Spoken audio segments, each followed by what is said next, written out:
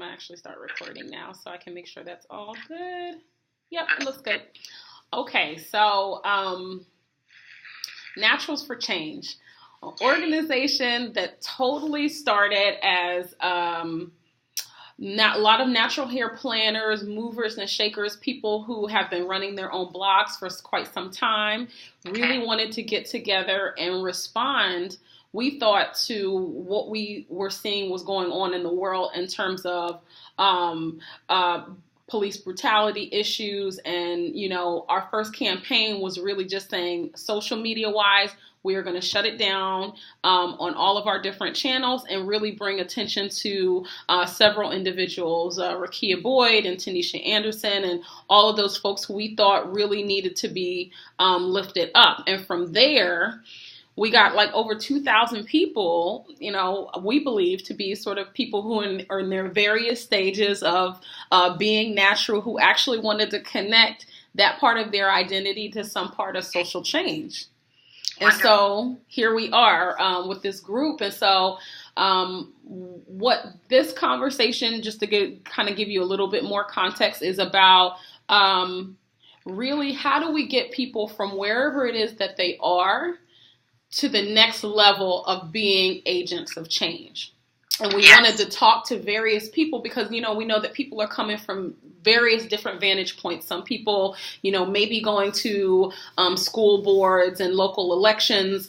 Some people may be getting most of their information from television. But how do they come from wherever they are to getting to those next levels of being, you know, a social change agent and using, you know, part of what has, I think, natural, you know, being a natural hair wearer is very much commercial. Yeah. But what we're finding is, particularly for those people who are making that decision right now, is very akin to what was particularly happening in the 70s, probably in a little bit of the 60s, is that it's connected to something deeper than the commercial, aspects of it. So really trying to help people to connect to that space and to be more active in that space. So that's kind of like the overview of kind of what we're doing. And we thought that you would be a wonderful person for us to talk to because of all of the wonderful things that you've been doing, not just Octavia's Brood, which is, I want to get all the way into that. I got it here. But also some of the other things that you've been doing, you know, as a healer. Of course, I brought that up, you know, when you were here in Philadelphia. But also some of the other things. You've kind of just been all over the place doing wonderful things. And so hopefully we get to touch on a little bit of all of that. Thank you. That sounds exciting. I'm really excited that you've asked me. I feel really honored that you've asked me. I'm glad that such a group exists. And it does make sense to me that, like, reclaiming beauty paradigms would be a space of radicalizing. So I'm really excited to get down with y'all. All right. Do you hear that? Do you hear my laundry? No. We're good? All right, cool. I don't hear it. But laundry happens while change is happening, right? It's like, ooh, my laundry gets really intense. Anyway, okay, good. Okay, so I guess the best place to start would be to start with Octavia's Brood, because you said something in it that I actually highlighted that I thought would be sort of a good, place to lift off from. And you said, we hold so many worlds inside us, so many futures. It is our radical responsibility to share these worlds, to plant them in the soil of our society as seeds for the type of justice we want and need. and I thought that is a great place to start, because I wanted to get your idea of, based on all of this work you're doing with Octavia's Brood and all the other things that you're doing, what is the type of justice that you are hearing that people want and need? I hear lots of different things, and I'll say some of it is stuff I agree with and some of it's not, right? So recently I was at a panel and I heard people talking about women who were being disappeared and brutalized, and they were like, we want the people, the perpetrators who did this, we want them in jail, we want them locked up, we want them punished. And I feel like I hear that sometimes, that people are like, we really want to even the decks or balance the decks, or like we want something fair to happen in this situation. And so I hear that, but more than that, much more often than that, I feel like I'm hearing movements now talk about what I call transformative justice, what many of us call transformative justice. Angela Davis talks about it as a radical act of going down to the root. And transformative justice is that. It's saying, like, let's go down to the root of what's happening now instead of operating at the surface. How do we land ourselves at the cause of the problem, like the root cause of the problem, and eliminate the problem from that place outwards rather than punitive work at the symptom level. So that feels like the kind of justice I'm usually talking about, and most of the folks that I'm talking to are usually speaking of.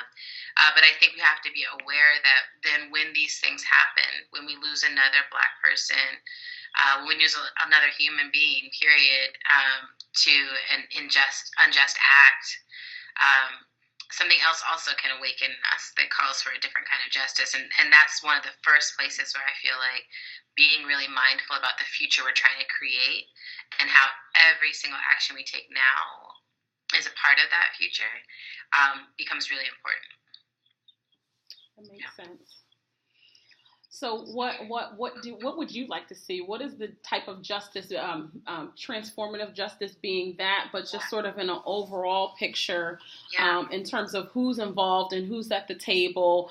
I think there are a lot of the different stories in Octavia's Brood that kind of touch on it. It's like, I feel like this is like you probably said too, like this is like volumes worth of expression that is like yet to be there, but if you could kind of like sort of bring your personal perspective about that, that would be helpful. I mean, the thing that I would love to see, I'm also a social justice facilitator, and I do mediation and work like that. The thing that I would love to see is like a radical embrace of facilitation and mediation as practices that happen at the community level.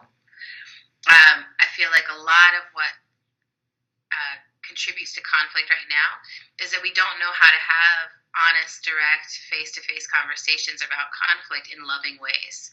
And sometimes that needs to be held so that the love can be held. Sometimes it means we need more space. It's like, I can have this conversation with you, but first I need a couple months to like cool out and get to a place where I can have it. But I think that, to me, if we lived in a society where, not to say no wrongdoing ever happens, like even if everyone has everything they need, there's still that mischievous side of humanity that, wants to shake up the balance or create change. And hopefully we would still be in a circumstance where change was being created regularly. But I feel like if we were in a situation where something went awry and our first response was not, how do I shoot that person in the back 8 times? Or how do I tase that person so that they can no longer move? Or how do I put this person into a cage for their adult life?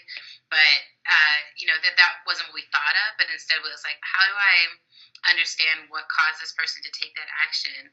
How do I be in right relationship with them? What do I need in order to feel myself again and feel like this won't happen?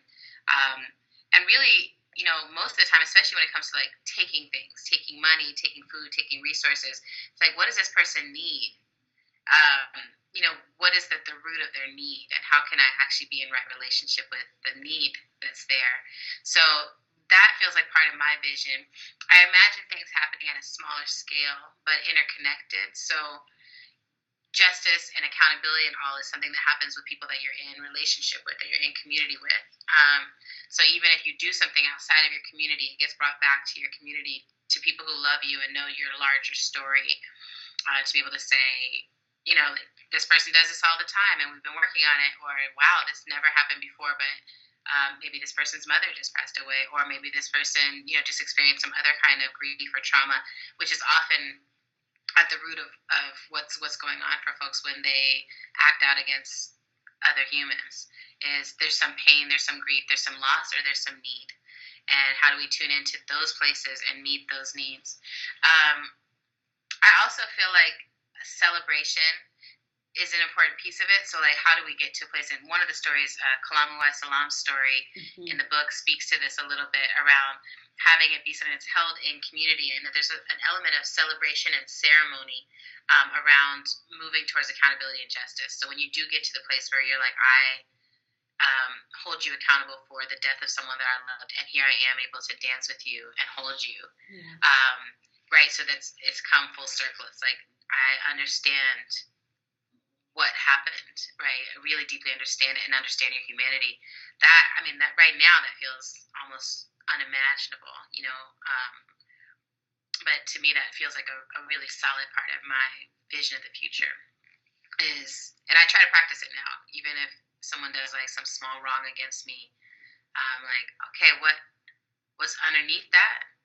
Well, what did I do to contribute to that? You know, how am I responsible for this thing happening? Was I not paying attention? Was I taking up too much space? Was I unkind? You know, or what are the societal things that create this condition? You know, like I have certain privileges. Like, how can I be aware of the privileges that I walk this world with? Like, I grew up in a very loving family. I have light skin privilege. I have education privilege. I have travel privilege. So even if I don't have others, it's like, how do I be responsible with the ones that I have and understand that that might create resentment or other feelings? You know, like there's just stuff like that where I'm like, how do I be self-aware enough that we can be community aware, and then community aware enough that we can be societally aware. And right now, I think we're trying to skip some steps. So it's like right now we really want to have societal awareness about something, sure, but we still haven't gotten to the place of necessarily cultivating self and community awareness that would actually make that possible. And I think it's all good. It's not necessarily linear, but I think the more we grow our self-awareness, the more possible it becomes to have like a real societal awareness and accountability. Wow, I think that's actually a really interesting point about self-awareness, because when you connect self-awareness to this idea of one deciding that, you know what, maybe I don't want to actually put chemicals in my hair anymore and like ascribe to a certain sense of beauty. Exactly. As a first place, but maybe not even understanding totally what that, that's about. Because what I've often said is like, for most folks, and this is by no means all, but for a lot of us, I know for me particularly, when I got to college, it was both an economic as well as like a kind of a self-awareness thing. Like, oh, like I can't continue to do this anymore. One, because it actually doesn't even feel comfortable. And two, because I actually want to see what my real hair looks like. You know what I mean? Yes. So, and so that, sounds like that is a point at which, a lot of people have sort of made the connection and then got to the place of affirming each other. To say, you know what, your hair is beautiful in its state. Its natural state, and it's great. Okay, so now that we have that part of self-awareness, what do you see as being some of the next steps that people can take, as you say, in terms of community and and then off to society, to the society? What do you think that women really could do, or what have you already seen people being able to do to take themselves through that pathway? I think there's so many things. I mean, first of all, I want to just commend the natural path, right? Like, I feel like so much of it is, there's so many ways that society tells us whatever it is that we were born with is not good.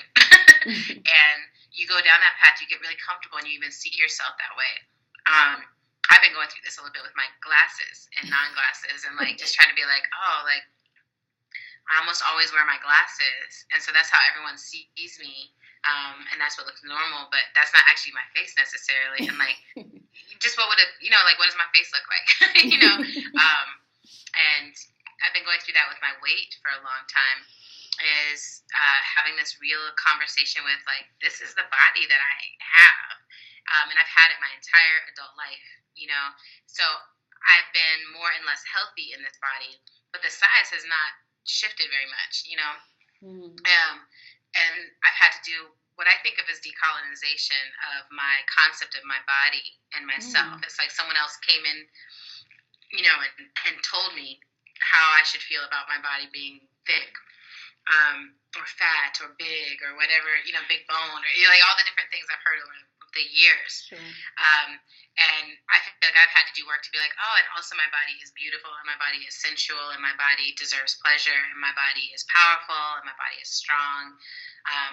And that actually happened in a lot of ways. Like, I've done a series of, now it's like everyone does selfies, but before the selfie was happening, I did like self-portraiture as a project to be able to learn, like, what does my face actually look like? What does my body actually look like? I started really noticing like how I responded to women I saw on television and media and video, and how I was like, oh, she looks big, and just being like, what does that mean? Like, look big compared to what? Or like, how does she look compared to herself, or like in relationship to herself? And started to notice that for myself, like when I see myself in pictures or media, like, can I have a moment of like, yeah, that's how I actually look, because there's this concept in my mind of how I'm supposed to look, and then there's like the way I look in the world, which is not like the media presentations of how women are supposed to look. Sure. So I feel like that is another level of decolonization. Loving our brown skin is a decolonization, and like across that full spectrum of just saying like, this is beautiful skin. There's nothing wrong with it. It's healthy. It's and it ages well. And like, yay, what a blessing that we have all this melanin, or various levels of melanin. Like even for someone light skin, I'm always like, oh, I wish I was darker and tanner and like that. But just to be like, oh, and also this is just what I look like. Like just wherever you fall on the spectrum. I feel like starting to tune into the part of your mind that's like, I should look some other way, and see what that's about and get curious about it. Like, why do I think I should be some other way? Who's telling me that? The natural face is, like getting in relationship with your natural face. Like lately I've been playing with lipstick, but it's been a long time in my life where I just wouldn't wear makeup at all, because it kind of made me nervous that the idea that you would present a different face to people, and then eventually they would like know your natural face or something, but I feel like being as comfortable with your natural face as you are in whatever you can create, I'm feeling fabulous in both of those. So those are some of the front lines I feel like for us to reclaim. Oh, the other one is hair, like on the body, right? Oh, yes. Like having moments or having times when it's just like, yeah, I mean, just at least having that conversation with yourself of why nature gave you hair and you remove it in all these places, and like just what is the purpose of that? Who's making you do that? Or is it just how you feel for yourself? Like I go through phases with it, but that's one that it's like it deserves examining. I'm like, what? You're not shaving, but I'm supposed to, nah. I was like, either we're both gonna do it or no one's gonna do it, Right. So I love it. Natural hair from a totally different perspective, right? Exactly. My sister and I were having this conversation, Autumn, who about seeing someone who really didn't do any management of their pubic hair, and that it was just like sort of wild and all over the place, and being like, oh my gosh, like, you're supposed to trim it up or whatever, and then just being like, wait, what is that about? Like, it's all natural, it's all beautiful. Right, and in the 70s, there was nothing wrong with it at all. Exactly. That's the part. It's just being like, oh, there's actually nothing wrong with your hair on your body that just comes from your body. There's nothing wrong with that. And then, then you can have your preferences for whatever reasons. Like there's a lot of reasons that you might want to trim or shave or whatever, modify what you present to the world. But it's like doing that from a mindful place, and really thinking about like who is shaping the image of yourself, and how do you liberate that so that you're primarily the person shaping the concept of yourself and the concept of your beauty, and claiming that. Yeah. And our young, I mean, as I'm listening to you say that, I'm thinking that the folks who particularly need that, and when those concepts start, is very early in our development, and so in terms of, how do we kind of gain access for young people to these particular ideas, not only of sort of self-awareness, but also sort of these other pieces of awareness that might sort of lead them to being different kinds of agents of change. Like, that's all sort of seems like it's connected to sort of what we're experiencing in our youth. Like, have you had any experience with sort of talking to young people through the work that you've been doing about how to sort of have that awareness, that concept of healing themselves? I mean, because really a lot of us, I have not given up on adults. Not by any stretch of the imagination, but totally given up on you. But I do realize that there is power in sort of shifting the mindset of our young people. What's been your experience in terms of the work that you do with youth? I think there's a few levels. I think first I'm an auntie of three nibblings that I am in adoration of. And so one of the first levels has been with them, really like affirming whatever gender spectrum space that they want to show up on a given day. And really, they're all really beautiful. Of course, I think that, but like they're the kind of kids who like people stop and they're like, oh my gosh, like you're really pretty. And that's because of social standards, right? Like that's because of the way that people respond to certain eye colors and certain hair and certain things, right? And so noticing when they start to integrate that into their self-identity, like I'm beautiful, don't I look beautiful? Like I'm beautiful, right? And really affirming, like choosing to say, like I have said to each of them at different points, I do think you're beautiful, and being beautiful, you don't have to do anything about that. Right, there's no effort to that, so yay. But like, I'm really curious about the things that you're choosing to work on and develop in yourself as a 4-year-old, and the fact that like you're really smart, or you're really good at math, or you're really great at climbing trees, or like things that like you didn't just wake up like this. You had to go out and do something about it. And I'm like, my favorite things about myself are the things that I have cultivated in myself, and that's what I'm going to pay attention to in you as well. And just like trying to be a voice of some kind of reason there, because everyone else around them, in their school environment, just out in the world, is going to be like, oh my gosh, you are so beautiful. You don't have to do anything else but be beautiful for the rest of your life. And there's nothing to be gained in there. So that's one level. The second is I've done workshops with young people. I recently got to do a self-love workshop with young people in the month of February. And it was with these 8 young people who are in a leadership development program at the James and Grace Lee Boggs School in Detroit. And I had them do an exercise where we took a piece of paper and we folded it so there was an outside and an inside to the paper. On the outside, we wrote, what does everyone else affirm about you and say is good about you? And on the inside, we wrote, what are the things that you really love about yourself? And then we had a conversation about how would you line up the things on the outside and the inside of the paper so that primarily what people reflect back to you is a love for the things that you love about yourself. And I was like, wow, this is, it's one of those things where you like create it for young people. And then I was like, I want to do this for everyone. I don't want to do that. I was like, oh, this is all about authenticity. And there's something about living in authenticity that is so liberating and relaxing to the system, and so nourishing, because you don't feel like you're putting on a mask or pleasing others, but you're just like, I'm just this way. And you're not spending time thinking of how to be. You're just being. So you get to spend your time thinking of other things. And that feels like a gift to receive at a young age. And the kids had an amazing reaction to it. Most of them were like, cool, this is good. And one kid did it, he tried to joke around with me. He wrote like on the inside, he was like, good, awesome, powerful. It was like, awesome, sweet, great, whatever. He didn't like write any characteristics, right? And I was like, how does it feel to be that amazing inside? Like, do you feel like people really see that,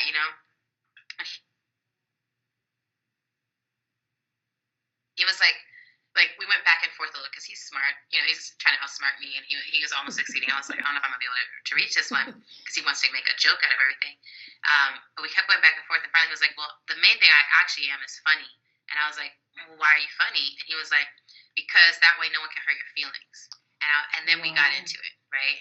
Because he was like, well, if I'm the funniest, like if I'm the one making the jokes, then no one can hurt my feelings. And I was like, who wants to hurt your feelings? And then he just went down. He had so much there, And this is like I want to say a 9 or 10-year-old.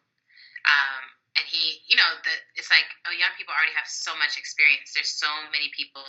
Bullying starts almost immediately. Depending on your parental, situation, like your parents are socializing you super early either towards or away from those beauty standards, and by the time you get to middle school, high school, like so much has already been done, and you're barely holding on to like yourself and your imagination like by a string. And like, thank goodness, you have many opportunities to break down and fall apart over the course of your life after all that. But I love doing future casting workshops with young people and like sci-fi writing workshops with young people, because sometimes the idea that they can craft the future is too much to handle, but the idea that they can craft themselves in the future is doable. So I'm like, what superpower do you want to have in the future? Like, or what superpower do you already have that you want to cultivate for the future? Things like that. Those conversations get really exciting. Oh yeah, that sounds exciting. Am I answering too long? Also, you can tell me. No, you're fine. You're absolutely fine. I'm just like, you're talking about all my things that I like. Well, that was the whole point. Good. I'm like, I love this conversation. This is the other thing I will say, in all seriousness, is like,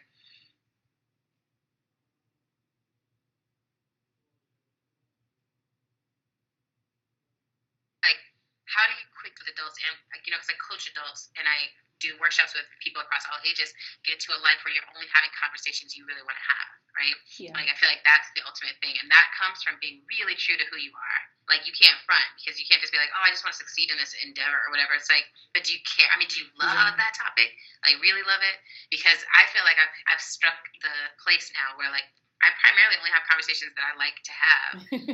So then I end up in a place like this all the time. I'm like, yes! And also, here's some thoughts I have about that. Because it's like, yes, these are the things I'm thinking about, because they're the things I'm actually interested in. Yeah. And it's not for money necessarily. It's not for other things. It's just because it's, like, actually interesting to me. But that's exciting. That's super exciting to me. It is. It's definitely exciting. And I think it's definitely a point for all of us to sort of, kind of use as a North Star for where we should be getting to. In terms of the way that we live our life, regardless of what our career is or, what our, obligations are as a member of, a group or a family or those things, is that you really constantly be engaged in this, in this world of your own creation, right? Isn't that what it's kind of all about? And it's all about this idea that, like, the more we create the world we want to be in, and then the more that we practice being inside of it, the further we go towards creating worlds that we can actually survive in, right? So I think that it's not a small thing. Like, it's actually a pretty big deal, but it all happens at a small scale, so it can be kind of confusing. Like, does this really matter? I'm like, yeah, it does matter. It matters that you construct a life that you really want in the here and now. The more people that have that experience, then that becomes the norm. Like, I'm like, oh my gosh, what would the world look like if the majority of people on the planet did what they really loved and spent time in conversations they really loved being a part of as their majority experience? Like, that's actually the minority experience of the universe right now, as far as we know. Yeah. And I just think a lot would be different in that scenario. I think a lot of things we take as this will always happen. There'll always be crime, or there'll always be suffering. There'll always be depression. There'll always be rape. There's all these things. I'm like, those things come from misery. And misery is something we cultivate by denying who we truly are. Like, I say that as like, we create prisons out of not being ourselves, right? Like, that which you deny of yourself becomes your prison. And I'm like, when you liberate yourself from that, and you're just like, I'm going to actually be myself. And of course, there's like a lot of privilege and all this stuff that's embedded in that. So, but I do think of that. That is one of my visions for the world.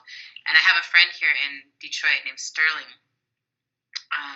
And he talks about his way of being in the world as like creating a safe space where people, it's almost like a dressing room where people can try on their true selves. Oh, wow. And just be affirmed in that.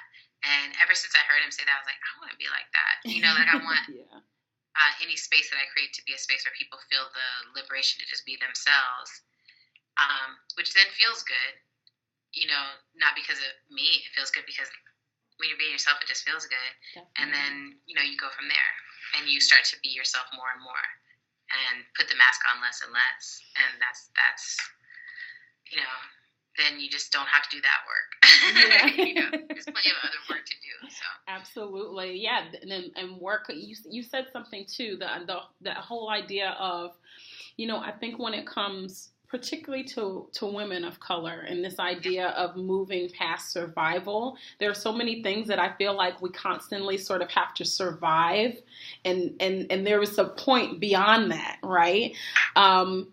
What, if I could put this into a simple question, because it's like my head is all over the place, but I'm here. The idea of women of color taking action beyond survival, yes. Right? What do you think that looks like in this space of where we are right now when we're talking about all of the violence that, women are experiencing, not just from police brutality, but from, their domestic situations and in their lives and all of those things, and actually being re-victimized by the fact that we aren't getting the attention or don't feel like we're getting the same amount of attention as the cases that we might name and might affirm. What is women's space to be able to move from that survival to a healing place, and a place where they're starting to create that kind of place where they want to live and they want to continue to be in, outside of the mask and all that other stuff? Yeah. I mean, I'm a huge fan of your sister circles, right? Like, whatever that looks like for you. Lately, I've been calling it my woes, like after Drake, like my working on excellence sisters. Like having your friends with whom you are unabashedly yourself and honest. And I just had this experience. I'll share with y'all. So I've been doing this sugar cleansing for a while now, trying to change my relationship to sugar, and it's been going pretty well. And I started like a Facebook group for it and all this stuff. And then I went through this emergency surgery a couple weeks ago. Since I saw you last, I had this like emergency surgery. And so it threw me off my sugar shift. It threw me off everything in my life. I was like, oh, I have to sit down. Like, I don't know how to sit down. And it took all my people around me to be like, sit down, but also maybe let go of the cleanse for a second, because I was like trying to I was like, I can't do, like I need ice cream, but I feel guilty, and I felt all this stuff. And so at first level, it was just like a lot of people giving me permission to be like, you need to heal your body. You need to focus on healing your body. You'll have time to return to this. It's okay. Like, you need to not feel a bunch of guilt. So I get home yesterday. So I was supposed to be sitting down like the past 2 weeks, and I was traveling the past 2 weeks instead. So my body's healing very slowly. And I get home last night after definitely pushing too hard. Like, I just pushed way too hard the past couple weeks. My body's exhausted, and I came in the house, and one of my friends had stocked my fridge with like vegetables and sausage and all the stuff that I can actually eat right now.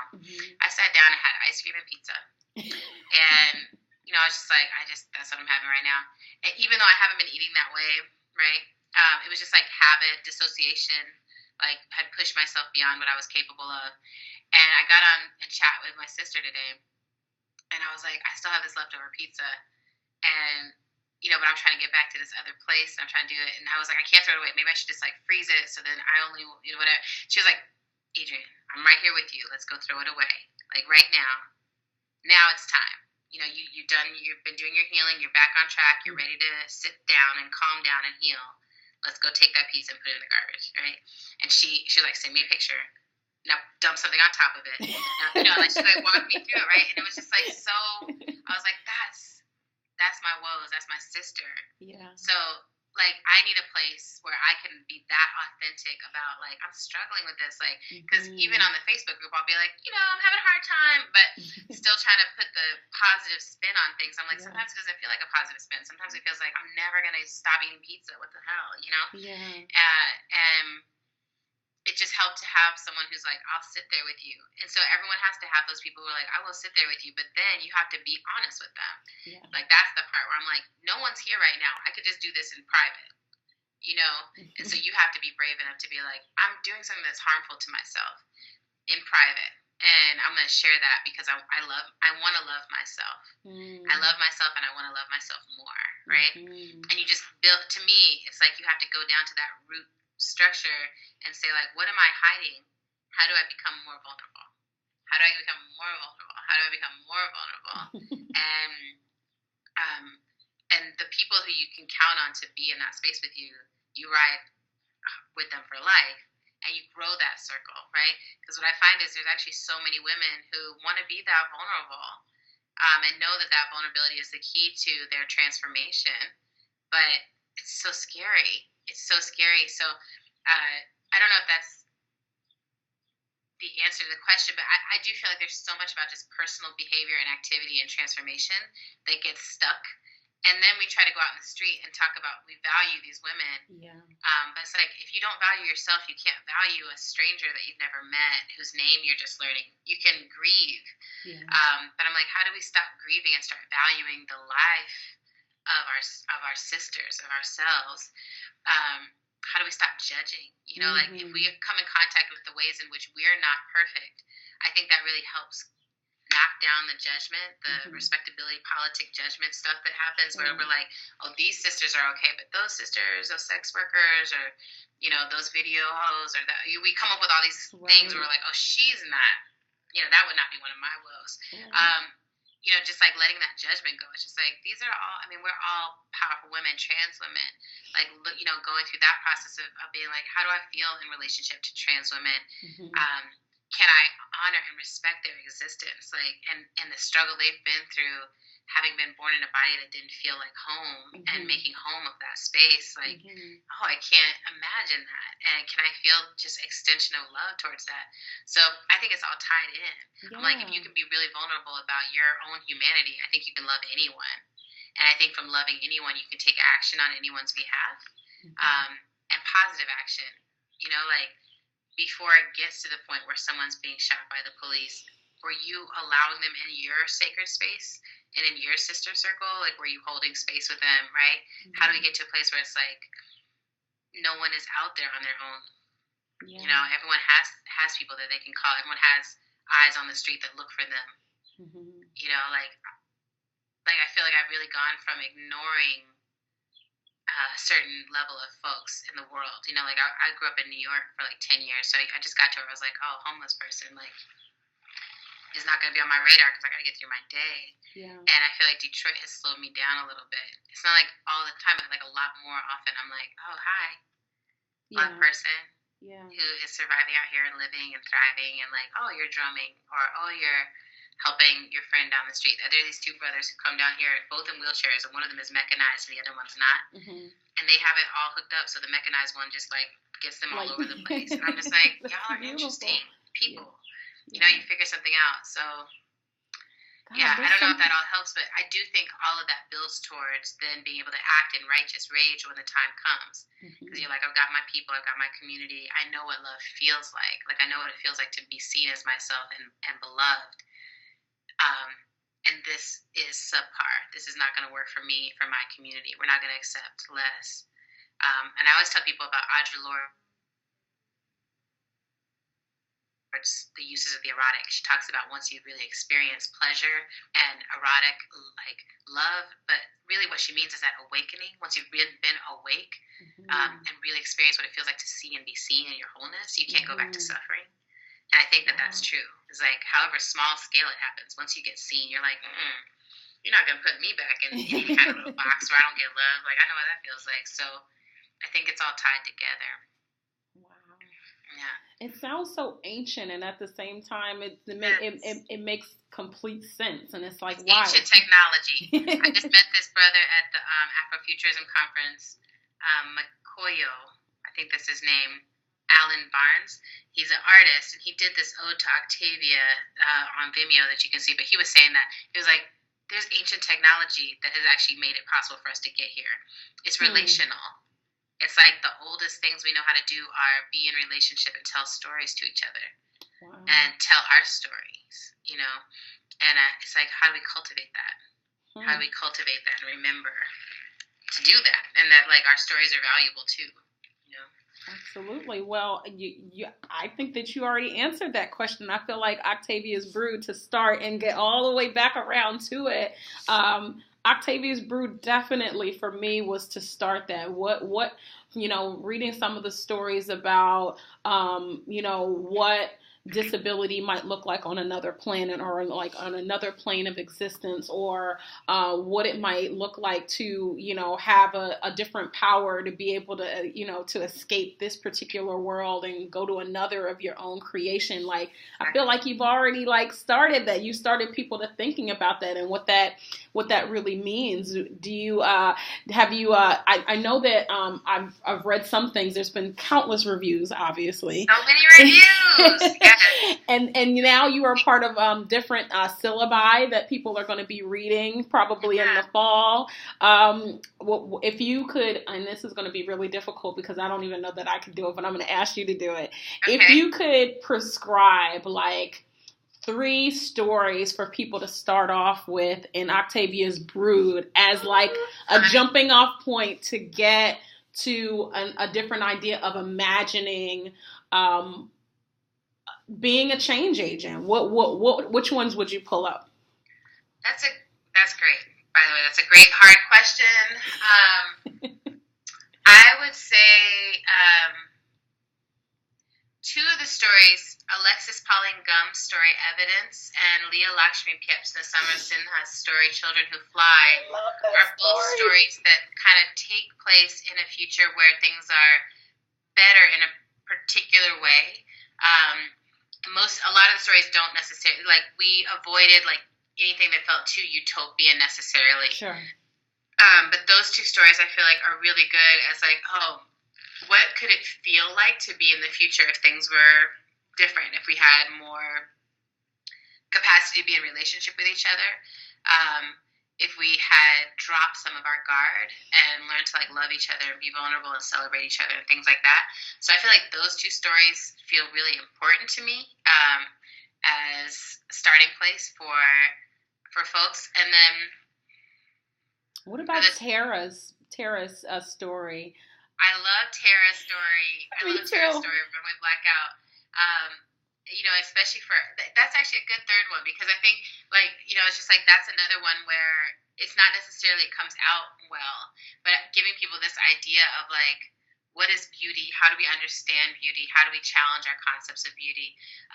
Just for those who haven't read it, Tara's story is about a future in which there's basically these like shapeshifters who are all Black people who are shapeshifters, and the entire modeling industry relies on these shapeshifters. And one of the models says, let's stop shapeshifting into different races and colors and just be Black. The story kind of says what happens when that happens. And I think it's such a powerful story, especially because of that, how it does play out, which is like, what does it feel like to stand up by yourself and use your influence and do something that's not popular, do something that's not valued or seen as like smart even, right? Do something that's going to mess up people's comfort. Because that's what, when I look at the folks who are doing Black brunch now or other certain actions, I'm like, they are disrupting peace.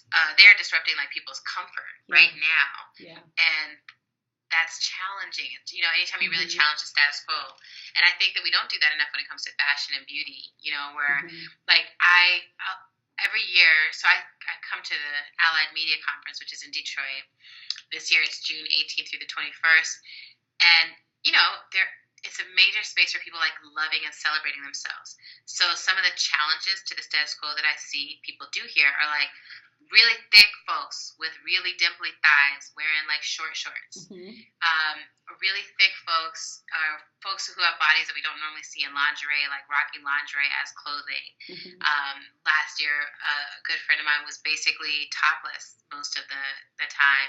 And it was so wonderful to me because I was just like, wow, like even I was like, you're changing my mind right now because I have dimply thighs and I would never do that, or I think I would never do that. Maybe I should do that. Like, just how must that feel?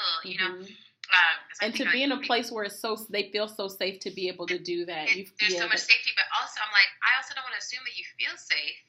Like maybe you're terrified the whole time, or maybe you're really aware of it the whole time. Because I think that's often what happens when you're doing something that is overtly different.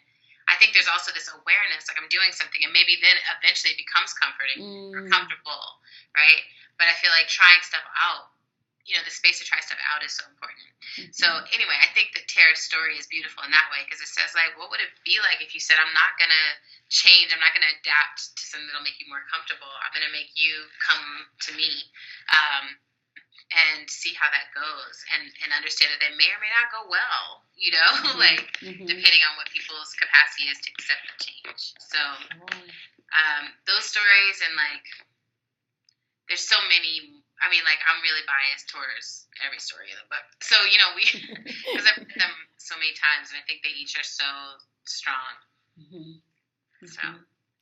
Well, I want to sort of wrap up. This has been, I feel like I could talk to you for hours, but I do know that you're just back from traveling. I want to go sort of meta for a second, where we are. We're post Baltimore. We're post Mid-Baltimore. Mid-Baltimore, right? Well, yeah, I would say Black Spring, for example. I think that's sort of a good place to sort of say we are in, this space of Black Spring, of ready for an awakening of a different kind. I think based on what's happened in Baltimore and before that and other spaces and other times, what is the very next thing that if you could just charge us natural women in our full glory, like what would be the very next step that you would just sort of say for folks that are seeing these things, or seeing these images, are hearing these things, are responding, are feeling hurt and like they want to act? What is that next step? What do you think, regardless of where people are coming from or what their experience has been in terms of, where social justice, exists in their world? What is that very next step that we sort of collectively should do? Is it a march? Is it a sister circle? What is it? What does that look like? What do you think? I mean, it's a real basic thing as far as I'm concerned. I think it's really letting this concept of Black Lives Matter fill you up from the center to the very edges of your system and acting from that place in everything you do. I think it'll lead to actions. I think it'll lead to healing circles and sister circles and grief circles. I think it'll lead to transformations of organizations. I think it'll lead to transformations of relationships and communications in your family. Mm-hmm. But I think that not holding that as an external call or something that's like, yeah, I wish that was true.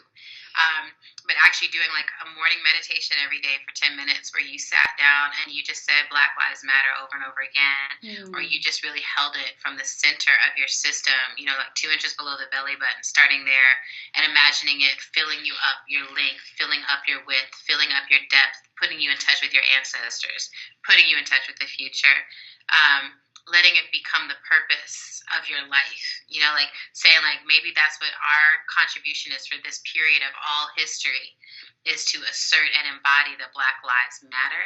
I feel like it's so important, and folks who are on this natural path are already stepping in that direction, right? Mm-hmm. So I think it's like letting it fill you all the way up, letting it fill your children up. I think it leads to different behavior.